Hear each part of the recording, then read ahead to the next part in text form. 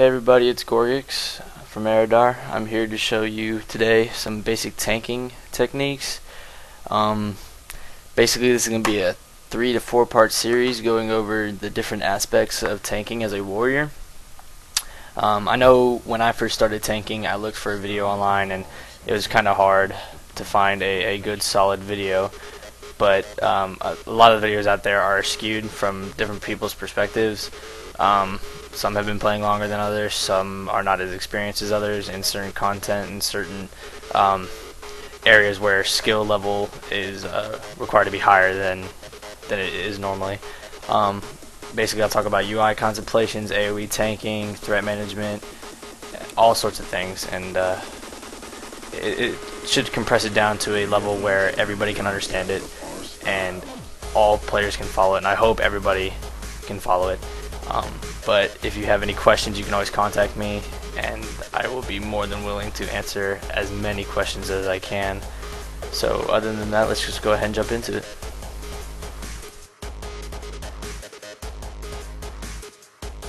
So I figured I'd start with AoE tanking. It is the hardest aspect of tanking as a protection warrior.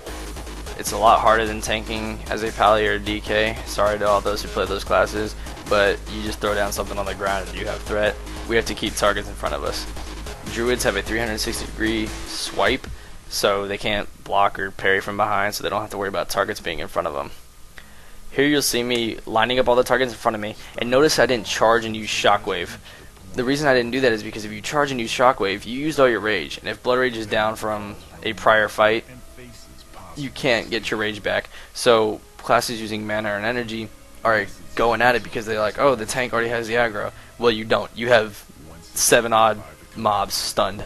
So it's a lot and lot of pressure on you to make sure that you have rage so you can build proper amounts of threat, and by tab targeting and using Omen or Tidy Plate threat plates add-on, you can see how much threat you have compared to other people.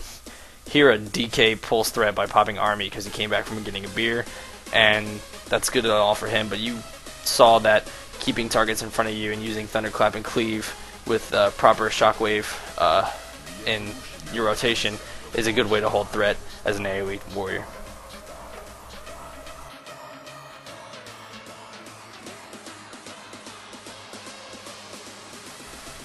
The macro you're about to see shows Thunderclap and Cleave put together underneath the Thunderclap tooltip. What this does is it shows the global cooldown for Thunderclap when you use it, but also watches for the rage that you have on your warrior. If I have enough rage to cast Cleave, it'll cast Cleave. If I have enough rage to cast Thunderclap, it'll cast Thunderclap. If I have enough for both, it'll cast both, as you're about to see. The cool thing about it is it takes a bar off my action bar and it puts it into one single bar. That's the good thing about macros, and you're going to learn that quickly. So try to come up with a good macro. Use this one if you want. It's a very good AoE tanking macro.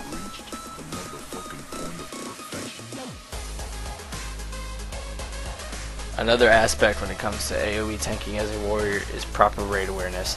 If you don't have proper raid awareness, you're going to fail out a lot of parties, your raids are going to hate you, and you may end up getting G-kicked. I don't know.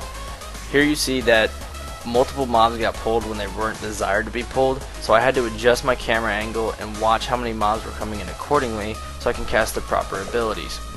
The mage in the group got a little arrogant, I guess, and went and pulled another group. I didn't know how many there was, but I knew that there was enough that I could use Thunderclap and it was going to grab them all.